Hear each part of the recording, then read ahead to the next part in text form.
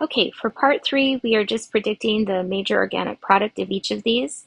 And it should be noted that none of these have carbocation rearrangements.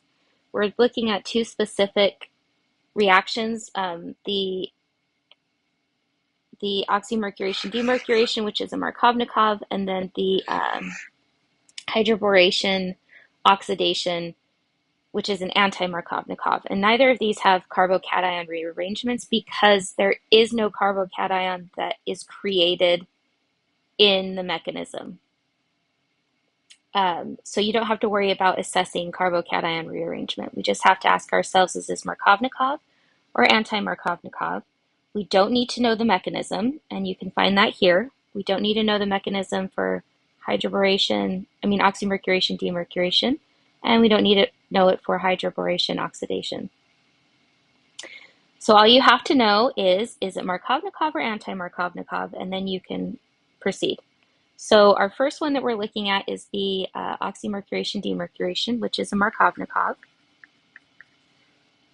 And it always helps, even on a test or on homework, if you circle or highlight or just take notice of which is your more substituted alkene carbon and which is your less substituted alkene carbon. So then you can just quickly assess it and then draw your product. So because it's Markovnikov, we know that we are going to be adding the alcohol to the more substituted alkene carbon. And that's as easy as that. That's all you have to do for this one. So the second one is the hydroboration oxidation, BH3THF. And if you come over here to our additions summary, you'll see that this is where we find that reagent, and it often has something else attached to it. It can have other sources, but what you want to pay attention to is the BH3THF. So if you're making flashcards, I would put, BH3THF and then the H2OH, the peroxide, the hydroxide, and then the water beneath it. And then on the flip side of the flashcard, you can write hydroboration oxidation, no carbocation rearrangement, and I don't need to know the mechanism. It's a syn addition, meaning that the hydrogen and the oxygen will both be coming forward, and then it will create an enantiomer where they're both going back. And then these would be coming forward, so it would switch. So again, we have an anti-Markovnikov, and on the test, it actually helps if you write this next to it, and it will help for those taking OChem 2 to write down just what kind of reaction it is, the name of it, and any pertinent details that you need to know. Then you don't have, once it's written down, you don't have to think about it anymore. It's there for you to assess.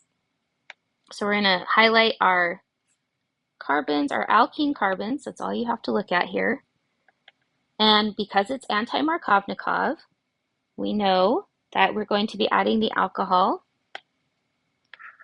to the less substituted alkene carbon. So first we draw on everything that was already there, and then we want to draw in our alcohol. Easy peasy. Okay, so we're going to do another anti-Markovnikov.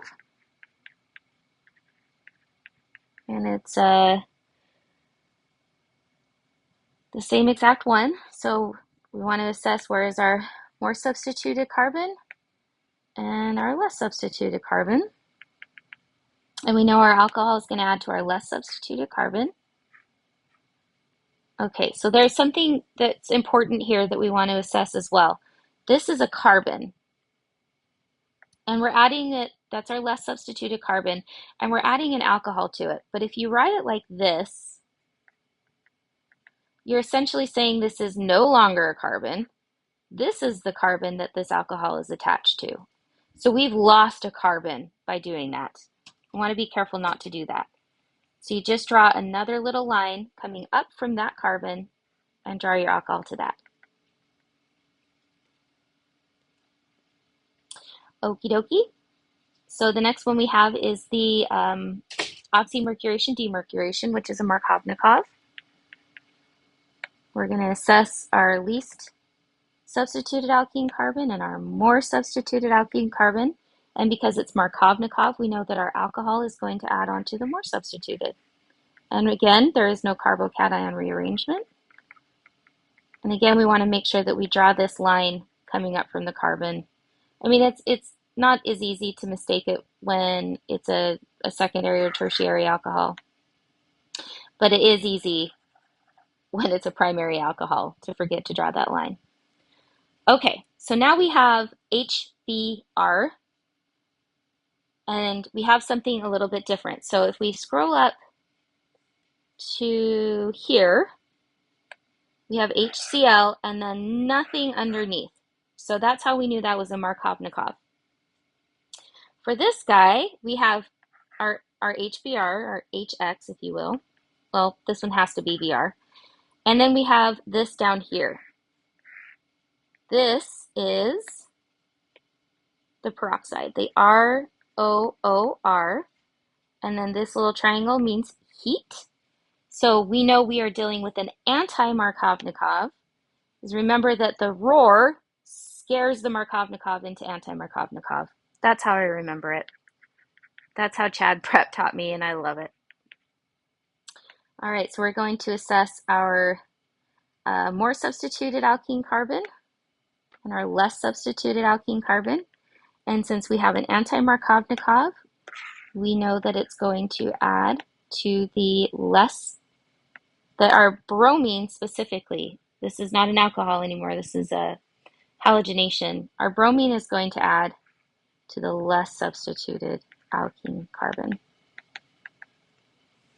All right, in the next video, we'll look at question 4.